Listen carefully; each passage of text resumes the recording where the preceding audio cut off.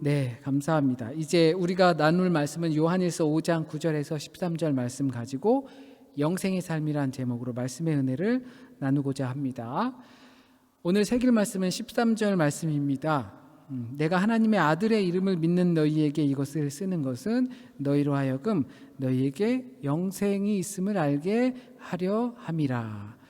요한이 이 편지를 쓰는 이유는 너희에게, 이미 믿는 너희에게 영생이 있다라는 사실을 잊지 않게 하기 위해서 썼다라는 내용입니다. 우리가 예수를 믿는다고 했을 때 그 믿음이라는 것은 하나님의 복음인 예수 그리스도의 십자가와 부활, 거기에 담겨져 있는 것을 믿는 것입니다. 그리스도의 대속과 부활을 통해서 주시는 또한 영원한 생명이 있음을 믿는 것입니다. 그 안에, 그 복음 안에 영원한 생명이 담겨져 있는 것을 믿는 것이죠. 어쩌면 이러한 것은 우리에게 너무나 자연스러운 고백이 될 수도 있습니다. 왜냐하면 무언가를 믿을 땐 항상 어떤 결과가 나온다는 사실을 우리는 너무나 잘 알고 있습니다. 그래서 그 믿음으로 인해서 나오는 결과, 그것은 우리에게 주어지는 구원과 또 구원에 속해 있는 영원한 생명입니다. 결과를 유발하지 않는다. 그것은 믿음의 허상이라고 볼 수가 있습니다. 우리가 무언가를 믿었는데 아무런 결과도 나오지 않는다라고 하면 그것은 허상이라고 볼 수 있습니다. 우리 각자가 성경에서 말해주고 있는 이 선포를 내가 마음으로 믿어 의에 이르고 입으로 시인하여 구원에 이른다라는 사실을 우리가 고백할 때 우리에게는 그 믿음이 곧 결과를 가져다 주기 때문입니다.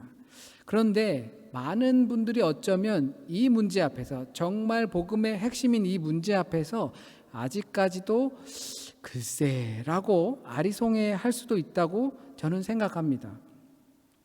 왜냐하면 이유는 간단한 것 같아요.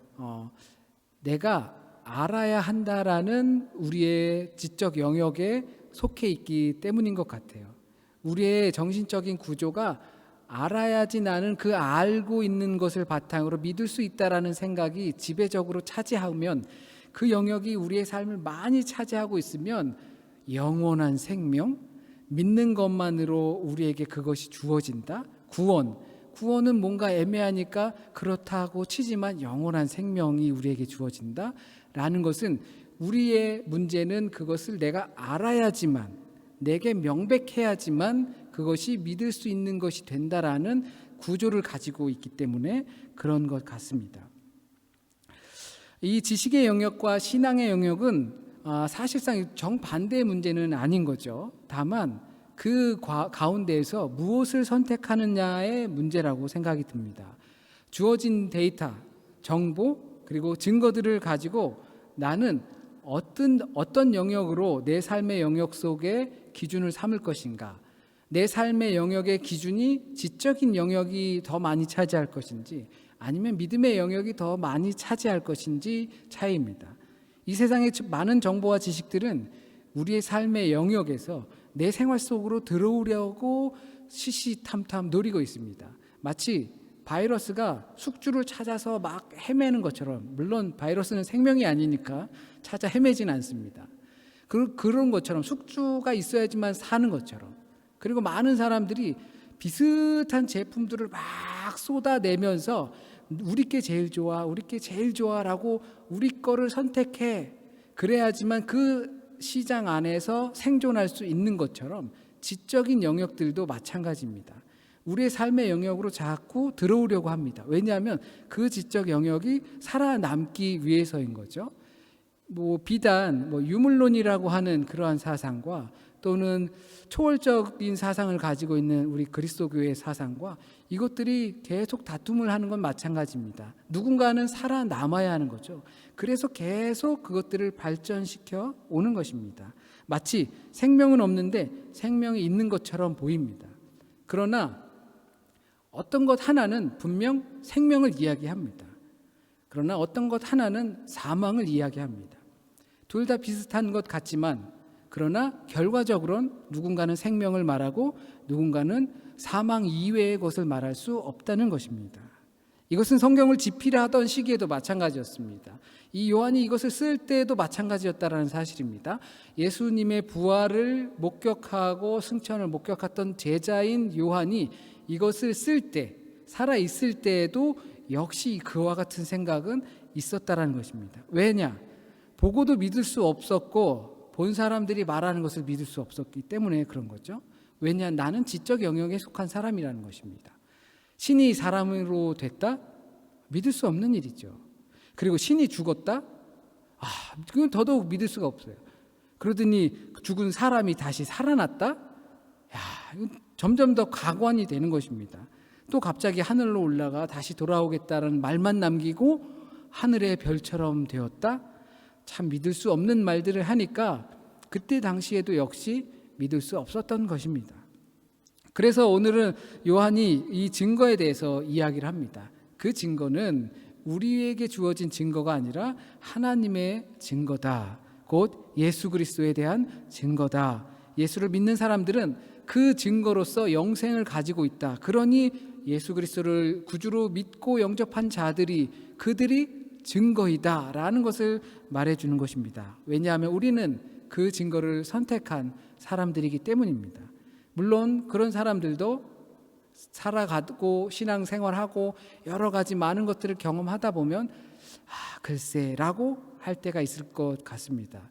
그럴 때는 내 생각이 믿음의 영역보다, 내 삶이 믿음의 영역보다 지적인 영역에 많은 영향을 받고 있다라고 생각하시면 됩니다. 내가 접하고 있는 많은 부분들이 믿음의 영역보다 지적인 영역의 정보들이 자꾸 들어오면 글쎄라고 할 수밖에 없는 것이죠. 내가 믿어 의심치 않았던 것들에 대해서 옆에서 자꾸 그게 이상해. 지난번에 이랬어. 막 정보들이 들어오면 헷갈리는 거야. 내가 믿고 내가 아는 윤 목사는 그런 사람이 아닌데 근데 주변에서 자꾸 이상한 말을 한단 말이죠. 그러면은 믿음의 확신이 없어지게 됩니다. 욥도 자신은 의로운 사람이라고 믿고 있었는데 여전히 믿지만 친구들이 와서 자꾸 뭐라고 하니까 너희들을 도저히 못 믿겠어 라고 하는 것처럼 그런 것입니다. 우리는 그렇게 흔들릴 수밖에 없는 존재입니다. 그래서 저는 이런 증거들을 바탕으로 선택을 해야 한다고 생각합니다. 왜? 그래서 어떻게 집중하는 것이 좋다고 생각을 합니다. 개인적으로 이렇게 왜 또는 어떻게라는 질문을 던지면서 신앙생활하는 것이 매우 중요하다고 생각합니다. 우린 왜라고 많이 묻지만 실상 그 왜라는 것에 대해서 답은 별로 없습니다. 왜라는 것에 100가지의 의문이 있다면 그것에 100가지 정답을 가지고 있지 않습니다. 우리가 더욱더 진지하게 물어볼수록 더욱더 그렇습니다. 거기에 대한 답을 찾기가 어렵습니다. 그렇기 때문에 우리 믿음 생활하는 사람들은 그러니 어떻게 살아야 할 것인가 라는 질문을 던지면서 살아야 한다는 것이죠. 그런데 많은 사람들이 어떻게 존재하지라는 것으로 다시 바꿉니다. 그 말은 곧 왜로 돌아가는 것과 같습니다. 답을 얻을 수 없는 것에 대해서 계속 질문을 하는 것이에요. 그러면 우리는 미궁 속에 빠져서 거기서 헤매다가 나올 수가 없게 되는 것이죠. 그렇게 하면서 그것이 지적 영역이라고 생각하며 자신의 지적 우월성을 떠올리기도 합니다. 그러나 믿음의 영역은 그것이 아니라는 것입니다. 어떻게 살아야 할지를 생각하는 것이 믿음의 영역이라는 것입니다. 그래서 우리가 어떤 영역을 선택할지 각자가 선택해야 하는 것입니다. 이 하나님의 증거를 이야기하기 위해선 우리가 어떻게 신뢰를 형성해 나가는지를 또한 떠올려 봐야 합니다. 하나님께서는 예수 그리스도의 증거를 삼으셨는데 그 증거가 우리에게 신뢰를 주려면 우리들은 어디서부터 어떻게 믿을만 하다라는 것을 형성해 나가는지 확인할 수 있어야 합니다. 이것은 신용과는 분명 다른 부분이기도 합니다. 신용이라는 것은 저 사람에게 무엇을 담보로 잡고서 신용이 돼서 얼마를 빌려주고 이렇게 되는 거잖아요. 그러나 이 신뢰는 그와는 조금 다릅니다. 우리는 보통 그 사람들이 말에 신빙성을 둡니다. 완벽한 물증이 있다고 하더라도 그 물증만으로는 되지 않기 때문에 사람들의 증언을 필요로 합니다. 그래서 사람들이 증언대에 서게 되는 것이죠. 물론 그 사람의 증언이 신빙성이 있는지 그 사람을 돌아보는 것은 법정에서 당연히 필요할 것입니다.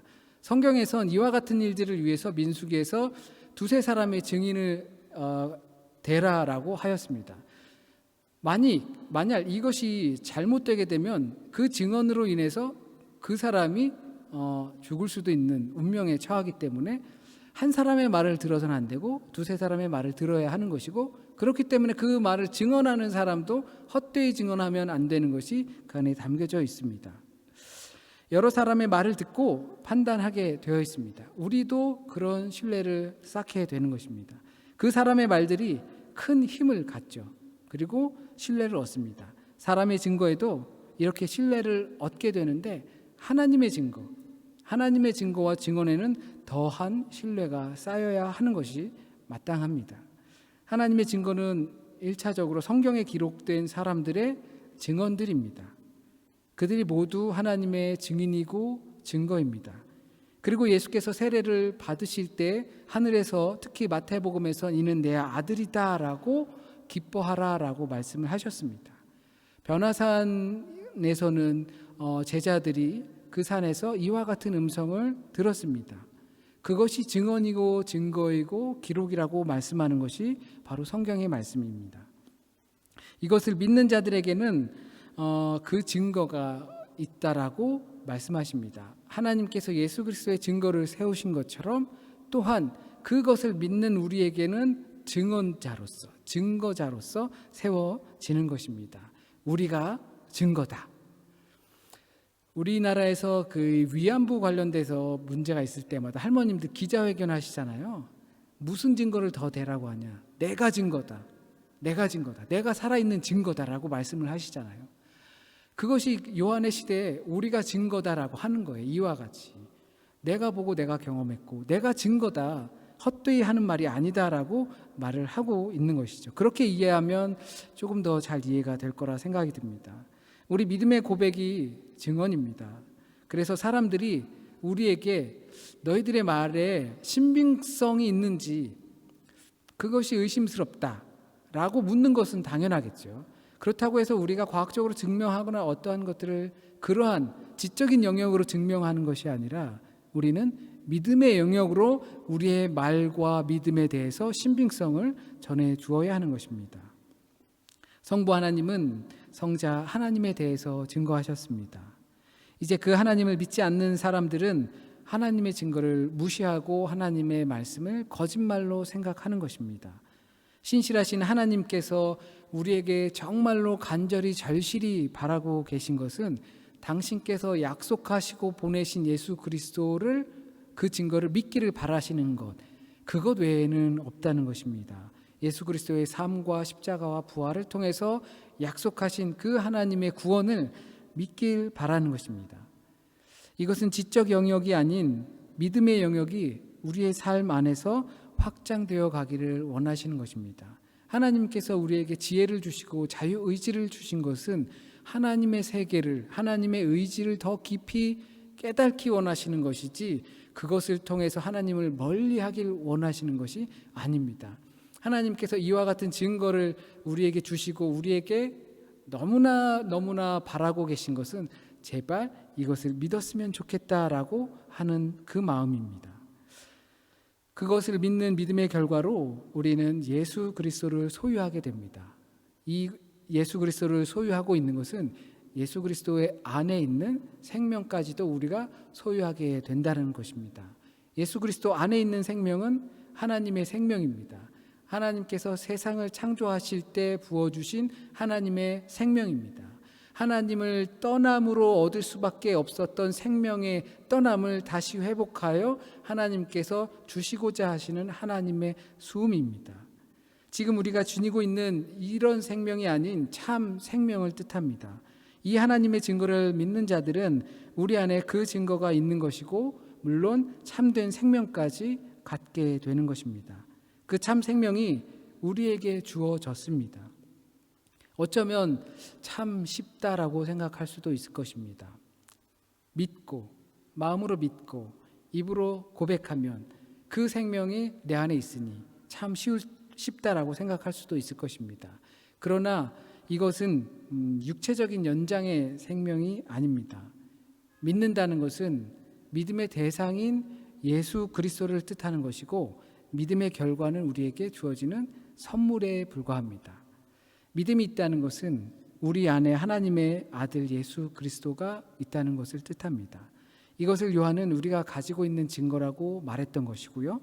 우리가 가지고 있는 영적인 생명은 영원한 생명을 뜻합니다. 그리고 그것을 알고 체험하는 방법을 우리는 믿음이라고 말합니다. 예수님을 믿음이 있다면 영원한 생명을 우리는 믿을 수 있습니다. 예수님에 대한 믿음이 없으면 영원한 생명도 또한 믿을 수 없는 것입니다. 또한 영원한 생명을 소유할 수도 없습니다. 요한은 서신을 마치면서 너희에게 영생이 있다라는 것을 알았으면 좋겠다라고 말을 하고 있습니다. 요한 서신에 이 1차적으로 받아보는 이 독자들은 모두 그리스도인이었습니다. 우리와 같은 예수 그리스도인이었습니다. 예수님을 구주와 주님으로 하나님의 아들로 믿는 사람들이었습니다. 그와 같은 모든 사람들에게 하나님께서 요한을 통하여서 알려주시기 원하는 것은 바로 그들에게 하나님의 생명인 영원한 생명이 있다라는 것입니다. 생명이라는 것은 제한적인 것이잖아요. 그런데 영혼이라는 무제한적인 것을 함께해서 우리에게 주신 것입니다. 이 영원한 생명이 단순하게 천국에 들어가는 것으로만 생각하면 우린 믿으니까 참 쉽네, 천국 가, 나 죽으면으로 생각할 수가 있는 것입니다. 그러나 이 영원이라는 것은 지금 내가 믿어서 앞으로의 세계가 있는 것이 아니라 지금 내가 살아가는데, 영원이라는 것은 시작도 끝도 없는 것이잖아요. 알파와 오메가이신 주님과 같은 것이에요. 우리에게 그 영혼이 주어진다는 것은 내게 없었던 것이 생기는 겁니다. 내게 없었던 과거가 생기는 거예요. 내가 예수 그리스도를 믿음으로 내게 없었던 과거가 생기죠. 예수를 믿기 전에는, 예수를 구주로 영접하고 나의 주인 되시고 그 주인이 나를 통치하실 때, 그렇지 않을 때에는 내게 과거가 달라요. 그러나 예수께서 내 그런 주인이 되시면 그 과거가 또다시 달라지게 됩니다. 없었던 과거가 생기는 것이고 없었던 미래가 생기는 것입니다. 그러므로 영원한 생명은 우리에게 없었던 것이 생기는 것입니다. 예수를 믿음으로 예수 안에 약속하신 하나님의 참 생명이 우리 안에 존재하게 되고 우리 안에 없었던 생명이 생기는 것입니다. 과거는 물론이고 미래까지도 우리에게 생깁니다. 우리가 예수 그리스도를 하나님의 아들이고 구주고 또 우리의 주님이다라고 믿는다면 우리는 영원한 생명을 얻게 됩니다. 하나님께서 주시는 선물인 예수님과 영원한 생명을 거부할 아무런 이유도 없습니다. 그래도 생명은 제한적인 건데, 그래도 내 생각엔 좀 그런데 라고 할 수 있죠. 이게 지적인 영역을, 사고를 계속 발전시키는 겁니다. 그런데 네 생각이 중요한 게 아니라 내 생각이 그렇다고, 내가 계획을 그렇게 잡고 있다고. 그래도 내 생각엔 그건 좀 아닌 것 같은데. 아니, 네가 오해하고 있는 것 같아. 네 생각이 중요한 게 아니라 내 계획이 그렇다고, 내가 약속을 그렇게 했다니까. 모르겠어? 우리는 이렇게 이해하게 되는 것입니다. 내 생각엔 조금 그런데, 그것이 지적인 영역의 발달을 계속 사고를 추구하는 것이죠. 하지만 하나님의 방식이 그렇다라는 것입니다. 하나님께서 그렇게 계획하시고 우리에게 예수를 믿는 것으로 인하여서 우리에게 주시는 영생, 영원한 생명, 그러므로 없었던 생명이, 참 생명이 우리에게 생기는 것, 그것을 이야기해 주는 것입니다. 내 생각이나 감정을 물어보시고 그것을 가지고 고민해 보라는 것이 아니라 내게 주신 지적인 영역으로 하나님의 세계를 깨닫고 하나님의 의지를 알게 되어서 믿음의 영역에 더, 삶의 영역에 그 믿음의 영역을 더 들어 놓으라는 것입니다. 이것이 하나님의 약속이고 또한 아브라함에게 하셨던 약속이기도 합니다. 그렇다면 왜 우리의 구원을 의심하게 될까요? 사람은 자신이 구원받은 것을 확신하면서 살 수 있을지도 생각해 봅니다. 본문 말씀은 너희에게 영생이 있음을 알게 하려 함이라 라고 말하고 있습니다. 구원받은 사람도 그 확신에 대해서 물론 흔들릴 때가 있습니다. 내 삶의 영역에 지적인 영역이 많이 들어올 때 그런 것이죠. 자신의 구원에 대해 확신하지 못할 때가 분명히 있습니다. 자기 영혼의 구원에 대한 간절함으로 나온 사람은 한 사람도 주님 앞에서 거절당하지 않는다는 사실을 알았으면 좋겠습니다. 답이 없는 지적인 영역의 그 사고를 계속 발전시키다가 하나님으로부터 떨어져 멀어져 나가는 것이 아니라 그것이 한계가 있음을 깨닫고 믿음의 영역으로 하나님께서 준비해 놓으신 약속을 선물로 받는 것을 선택할 때 하나님께서는 한 분 한 명도 그것을 거절하지 않는다는 것입니다. 그러므로 우리가 믿으면, 그것을 받아들이면, 시인하면 구원을 받는다는 것입니다. 어떤 사람이 물에 빠졌습니다. 그래서 구명보트를 던져줍니다. 그런데 자기는 확신합니다. 나는 나의 수영 실력을 믿어 의심치 않아. 그러면 그 사람은 구조받지 못하는 것이겠죠. 그런데 참 희한하게도 하나님께서는 구조보트만 던진 것이 아니라 거기에서 사람까지 같이 보냈어요. 그래서 그 사람을 끌고 올라올 수 있게 하신 것입니다. 물론 우리가 나는 내 지적 영역과 이러한 것들을 믿어 의심치 않아. 내 실력을 나는 의심하지 않아. 나는 내 실력을 믿어. 이렇게 하면 하나님께서 계획해 놓으신 그 세계 안에는 들어오지 못하는 것이겠죠. 그것으로 인해서 받는 것은 당연한 결과라고 생각합니다. 그리고 나서 우리에게 주어진 우리에게 믿음의 영역으로 들어오게끔 하는 것을 선택한 사람들에겐 구원이 받아지는 것은 당연한 거라고 또 생각을 합니다. 그런데 그것을 너무 독선적이다라고 하는 것은 왜일까요? 너희들 그리스도교는 너무 독선적이야. 참 이해하기 어려운 부분이기도 합니다. 사람이 구원을 받을 때 일어나는 변화는 자신에게서 일어나는 것이 아닙니다. 많은 이들이 그 구원의 근거를 자신에게서 찾으려고 한다라는 데 있습니다. 내가 구원받을 자격, 이것을 갖춘 것으로 찾곤 합니다. 그러나 하나님은 하나님 편에서 그 구원의 역사가 일어난다는 것입니다. 우리 편에서는 믿음의 영역에 들어가는 것 뿐입니다. 이것은 여러분과 제가 할 수 있는 것이 아닙니다. 구원의 근거를 내게서 찾으려고 한다면 눈 씻고 찾아봐도 없습니다. 이건 믿음으로 구원이라는 약속을 주신 것입니다. 사망에서 생명으로 옮겨진 것, 모든 죄에서 깨끗함을 받은 것은 모두 하나님 편에서 이루어진 것입니다. 우리가 살면서 성령의 능력으로 보호하심을 받는 것도 역시 하나님 편에서 일어나는 것입니다. 이것은 하나님의 약속에 근거한 것이지 우리의 기분이나 감정이나 실력으로 이루어지는 것이 아닙니다. 또한 많은 이들이 과거에 구원받았던 그 경험에 머물러 있는 경향도 있습니다. 어떤 사람은 다른 사람의 말에 의존해서 신앙생활하는 경우도 있습니다. 하나님의 약속과 말씀에 의지하는 것이 아니라 누군가가 자신에 대해 해준 그 구원에 대한 말을 의지하는 것입니다. 그것 역시 우리가 그 영역의 문제를 혼돈하는 데 있습니다. 하나님께서는 우리에게 이미 공히 모두가 이해할 수 있는 구원의 비밀을 말씀을 통해서 전해주고 있습니다. 과거의 어떤 경험도 어떤 감정도 상관이 없습니다.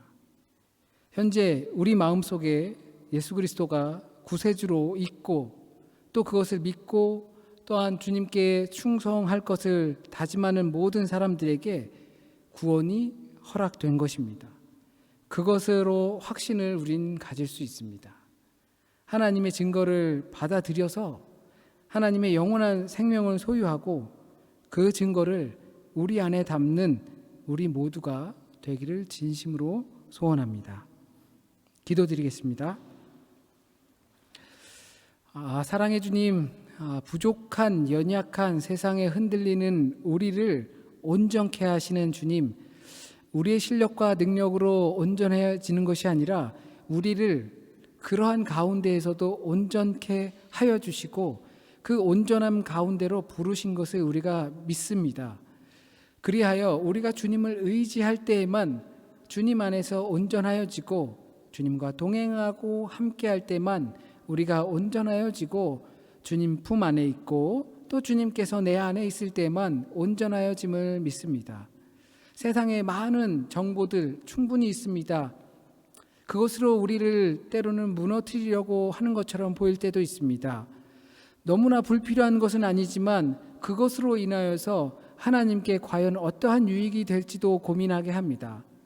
우리가 모르면서 살아가면 안 되지만 그 아는 것이 전부라고 생각하며 살아가는 것도 안 된다는 것을 우리의 믿음으로 알게 하여 주시고, 우리의 삶의 영역에 지적인 정보보다는 믿음의 정보들이 더 충분히 넘치게 하여 주셔서 우리의 믿음의 정보들이 세상 가운데서 분명히 믿음이 이긴다는 것을 전할 수 있는 그 모습을 보여주길 간절히 소원합니다.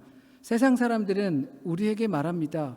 당신들이 말하는 그 믿음의 증거의 신빙성을 말해달라고. 주님께서 성령의 열매를 우리에게 마음껏 부어주셔서 성령의 열매를 통하여서 우리가 그 믿음을 증거할 수 있게 인도하여 주세요. 다른 모든 것에서는 내가 알고 만족하는 것으로 그칠 수가 있겠지만 우리의 믿음이 그 믿음의 증거들을 원하고 있습니다. 우리가 믿고 있는 것이 옳은 것인지 증거들을 원하고 있습니다. 성령의 열매로, 그 성령의 열매를 간구함으로 우리의 삶에서 그것들이 넘쳐날 수 있게 인도하여 주세요. 사랑과 희락과 온유와 화평과 절제와 이 모든 것들이 우리의 삶에서 나타나여서 주님께서 살아계신다라는 것을 증명할 수 있게 인도하여 주세요. 그것이 우리의 일임을 믿습니다. 그것이 우리가 증거된 자로서 살아가야 하는 의무임을 믿습니다. 이것이 우리가 주님을 믿음으로 너무나 자연스럽게 나오는 삶의 결과임을 믿습니다. 우리가 그러나 그것을 경험하지 못해서 흔들릴 때도 있습니다. 내가 믿는 것이 맞는지, 나의 믿음이 맞는 것인지, 주께서 이러한 부족한 나를 구원하실 것이 맞는지 흔들리지 않을 수 없을 때가 있습니다. 그러나 그럴 때마다 하나님 떠올리게 하여 주십시오. 나의 믿음의 영역을 더 넓혀갈 수 있고, 내가 주님을 더 의지하고 주님을 더 깊이 초대하고 초대하시는 주님께 우리가 응할 수 있는 그러한 믿음을 허락하여 주셔서 우리의 마음에 그러한 것들이 자리 잡게 하여 주셔서 그 흔들리는 것들도 과감하게 또 우리의 삶에서 물러갈 수 있도록 인도하여 주세요. 세상이 혼란스럽습니다. 하나님, 우리는 모릅니다. 무엇 때문에 혼란스러운 것인지, 그 사람들이 또한 많은 사람들이 어떤 의도를 가지고서 또 혼란스럽게 하고 있는 것인지, 경제적인 문제, 질병의 문제, 전쟁의 문제, 세상은 그렇게 혼란스러운데 주님, 그리스도인들이 그 가운데서 평화를 선언할 수 있게 인도하여 주세요.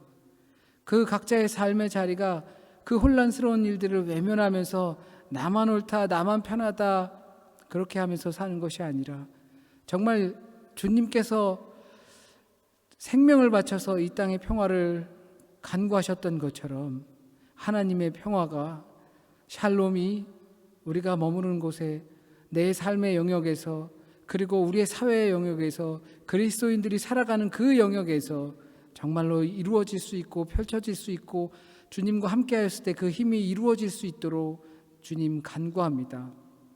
지금 질병으로 많이 힘들어하는 사람들, 마음의 고민으로 많이 힘들어하는 사람들, 또한 전쟁의 흉포로 괴로워하는 사람들, 그 가운데서 하나님 역사하여 주세요.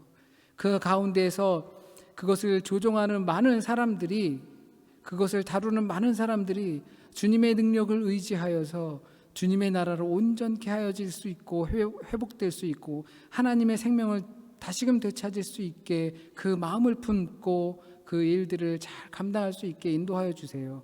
우리는 우리에게 맡겨진 일들을 감당합니다. 한 주간을 살아갈 때 주님께서 맡겨주신 가정, 주님께서 맡겨주신 사명, 주님께서 맡겨주신 우리의 환경들을 최선을 다하여서 주님을 의지합니다.